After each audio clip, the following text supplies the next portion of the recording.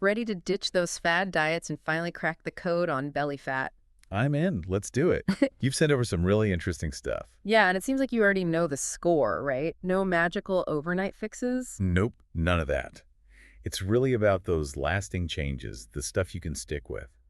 Which is actually good news because it means making a few tweaks to your lifestyle can make a big difference. Totally. And I've got to say, I was blown away by how much I learned about, well, fat. Like, who knew there were different types? Right. It's not just about what you see on the scale. We've got subcutaneous fat, the kind that sits right under your skin.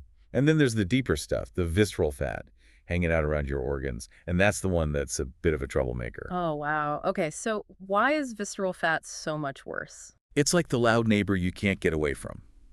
It's constantly releasing inflammatory compounds, messing with your hormones. No kidding. Seriously, increased risk of heart disease, type 2 diabetes, even dementia. We're not just talking about fitting into your genes here. It's about protecting your health for the long haul. Got it. So how do we even know if we've got too much of this visceral fat going on? A tape measure can be your new best friend. Seriously. Measuring your waist circumference can give you a good idea. For women, you generally want to aim for a measurement below 35 inches. Okay, and for men? For men, it's below 40 inches. Good to know. I'm grabbing my measuring tape right now. So let's talk strategy. Our source had a lot to say about fiber, especially for cravings. What's the deal with that? Oh, fiber is amazing, especially the soluble kind you find in oats, beans, flax seeds. Think of it as a sponge in your gut. It soaks up water, slows down digestion, and boom, you feel fuller for longer. That's awesome. So I'm guessing fewer of those blood sugar spikes and crashes that can have me raiding the pantry. Exactly. And when you're not fighting those crazy ups and downs, you're less likely to crave sugary snacks. That makes so much sense. I know when I'm actually satisfied, I'm way less likely to give in to those cravings. So is that it for fiber? There's even more. Research is showing that soluble fiber might actually help regulate the hormones that control hunger and satiety. Wow, it's like a secret weapon for weight management. Okay, so fiber is a winner. What about protein? Protein is crucial, and not just for bodybuilders. Similar to fiber, it helps you feel full and keeps your blood sugar stable. Plus, it's the building block of muscle. And more muscle means burning more calories even when we're just chilling on the couch, right? You got it.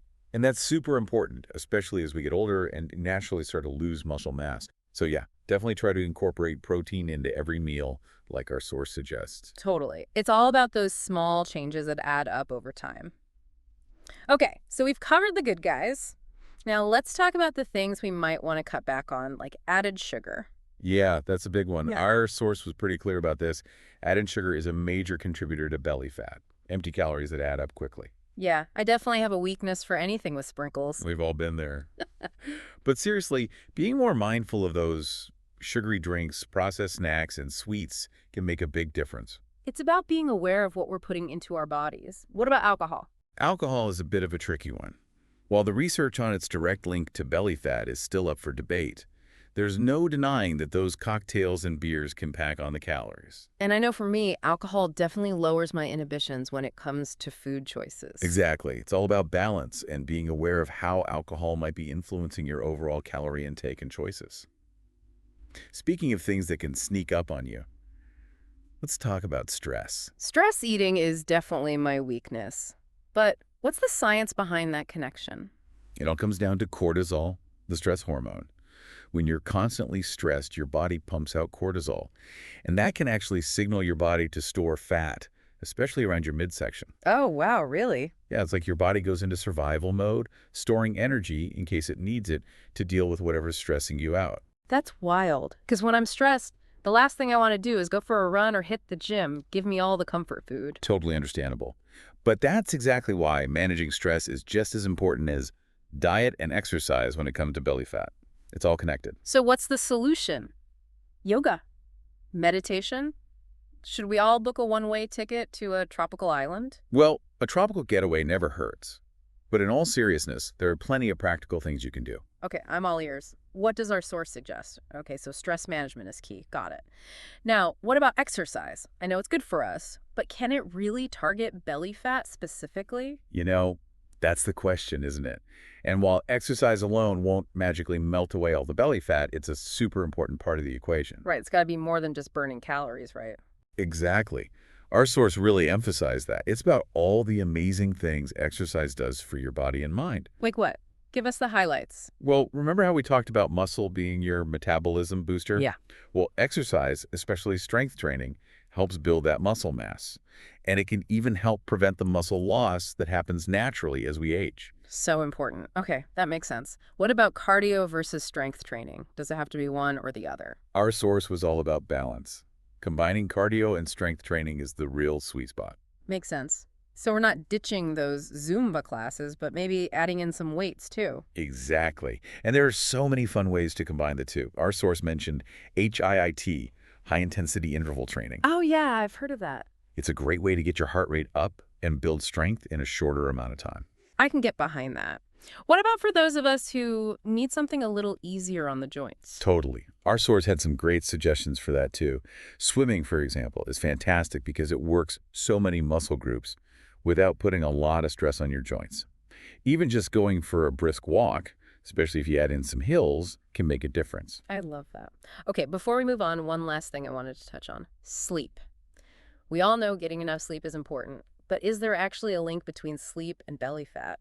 Oh, there definitely is. And it's one of those things that most people don't realize. Really? Yeah. Our source cited a bunch of studies that found a strong link between not getting enough sleep, like consistently getting less than 7 hours a night, and having more belly fat. Okay, so those late night Netflix binges might not be helping, but Yeah. why? Why is sleep so important for managing our weight? Well, remember cortisol, our friend, the stress hormone? Yes. Well, it turns out that when you're sleep deprived, your body produces more of it. Oh no. So not only is stress keeping me up at night, but not sleeping enough is adding to the problem. It's like a vicious cycle. Exactly. And that's why prioritizing sleep is so crucial, just like diet, exercise, and managing stress. It all plays a part. Makes you realize how interconnected our bodies really are. Okay, so before we move on to our next source, which dives into some really interesting psychological stuff, I wanted to circle back to stress for a second. We talked about why it's a problem, but what can we actually do about it? What did our source suggest for managing stress? So many good things. One of the biggest ones was mindfulness. Mindfulness, okay. Yeah, and that could look like meditation, deep breathing exercises, or even just taking a few moments to pause and be fully present in the moment. Those are all great, but I'll be honest, I'm not the best at meditating. What if meditation just isn't my thing? Totally get it. The most important thing is to find what works for you, something you can actually stick with. Our source mentioned other things like spending time in nature, listening to calming music, connecting with friends and family, even just taking time for hobbies you enjoy. Oh, I love that. So it's not about forcing ourselves to do things we hate. It's about finding what brings us joy and helps us unwind. Exactly. Self-care shouldn't feel like a chore. It should be something you look forward to. Such a good reminder. Okay, so this next source we're going to look at really digs into the mental and emotional side of weight management, which I'm super curious about. We haven't really touched on that yet. Yeah, it's a really interesting perspective. It explores things like cravings, habits, and our overall relationship with food. Okay, I'm hooked. Tell me more. Okay, so we've covered a lot of ground, the science, the strategies, but this last source you sent about the psychology of it all, that's what really has me intrigued. Especially the part about cravings. It's like my brain is hardwired to crave cookies at 3 p.m. Oh, tell me about it. Those cravings are powerful. Our brains are wired to seek out pleasure and reward, and let's face it, those highly palatable foods, they know how to push those buttons. But this source had a really cool way of looking at cravings. Okay, how so? Instead of just giving in, they suggest we become craving detectives. Craving detectives. I like it. So how do we do that? It's all about taking a step back and really figuring out what's driving that craving. Are you actually hungry? Or is it something else? Stress, boredom, just needing a break from work. Oh, that is so me. Half the time I realize I'm not even hungry. I'm just looking for a distraction. Right. So instead of automatically reaching for that bag of chips or that extra cup of coffee, what if you tried something else? Go for a quick walk, call a friend, listen to some music, maybe just take a few minutes to breathe. I can see how that would be a lot more helpful in the long run. And this source also talked a lot about self-compassion, which I think is so important. We all slip up sometimes, right? Absolutely. We're all human.